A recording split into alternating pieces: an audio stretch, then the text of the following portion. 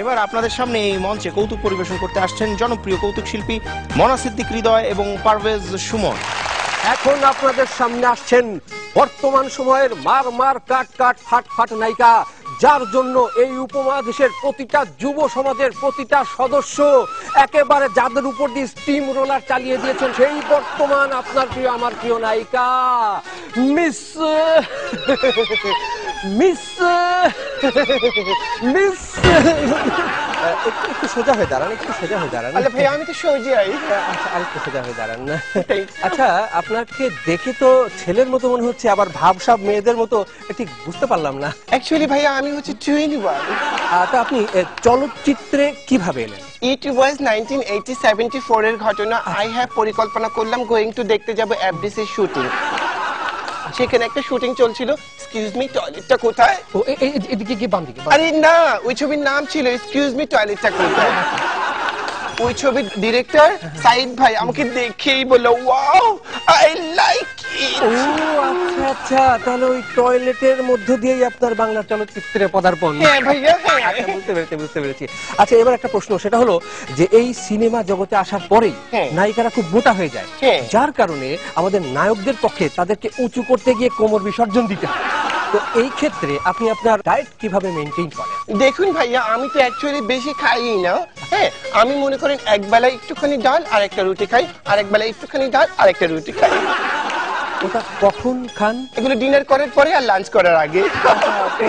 লাঞ্চে আপনি কি খান? দেখুন ভাইয়া, এখন তো আমাকে একটু ভাইয়া একটু আমাকে তো এখন আসলে ডায়েট কন্ট্রোল করতে হয়। এখন আমি অত কিছু খাই না। হ্যাঁ, এখন মনে করেন আমি সকালবেলা ঘুমের থেকে উঠে 15-20টা রুটি, তারপর মনে করেন 20-25টা জিনিস, তারপর 18-19টা কলা। আগের মতো খাই না, এখন ডায়েট কন্ট্রোল করি ভাইয়া। আচ্ছা আচ্ছা, ডায়েটের উপরে আছেন। হ্যাঁ। তা আপনি এখন পর্যন্ত কতগুলো চলচ্চিত্রে অভিনয় করেছেন? দেখুন ভাই, আমি আসলে অনেকগুলো সিনেমাতে অভিনয় করেছি। এটা তো গুণে শেষ করা যাবে না। তারপরে মনে করেন 2-3টা তো হবেই। 2-3টা? 2-3টা। আচ্ছা ঠিক আছে, তাহলে আপনি আমাদের দর্শকদের জন্য একটু অভিনয় করে দেখান। বলুন, অভিনয় করে দেখাবো? বলুন কি অভিনয়? ঠিক আছে, দর্শকদের জন্য। যেমন ধরেন নায়ক এই পথ দিয়ে অনেক দূরে চলে গেছে।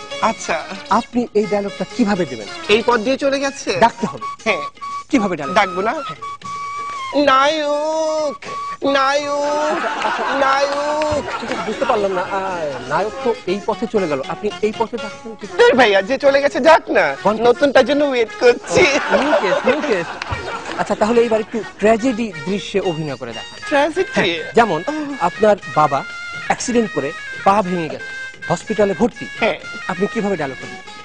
বাবা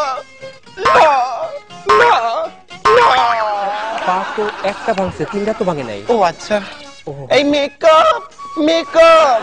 এইবারে আপনি একটা গান শোনান।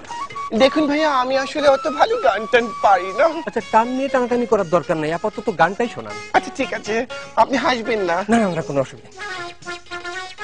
গরু দেখলি মনে হয় হাম্বা হাম্বা ডাক দিয়া, মুতা কেনু দে গুরু, মুতা কেনু দে। ভাইয়া কান্না করছেন কেন?